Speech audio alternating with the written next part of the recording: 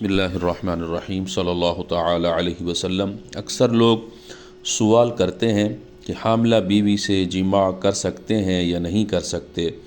کچھ لوگ کہتے ہیں جماع کر سکتے ہیں، کچھ کہتے ہیں نہیں کر سکتے، کچھ تو یہ کہتے ہیں کہ 5-6 مہینے تک تو جماع کر سکتے ہیں، اس کے بعد جماع نہیں کر سکتے۔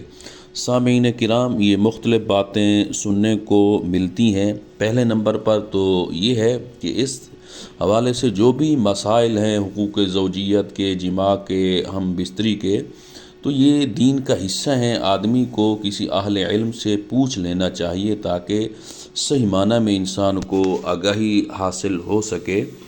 تو جماع کا تعلق ہے جہاں تک حاملہ بیوی سے، شرعی طور پر کوئی ممانعت نہیں ہے۔ قرآن و حدیث میں کہیں بھی یہ منع نہیں کیا گیا کہ حاملہ بیوی سے جماع نہیں کر سکتے، بلکہ حاملہ بیوی سے جماع کرنا جائز ہے، صحیح ہے، آدمی جماع کر سکتا ہے۔ ہاں، کسی ماہر ڈاکٹر نے اگر منع کر دیا ہے کہ عورت کی صحت کا مسئلہ ہے یا بچے کی صحت کا مسئلہ ہے، تو پھر تو آدمی ترک کر دے، جماع نہ کرے، چھوڑ دے، وگرنہ شرعی طور پر کوئی ممانعت نہیں ہے، حاملہ بیوی سے آدمی جماع کر سکتا ہے۔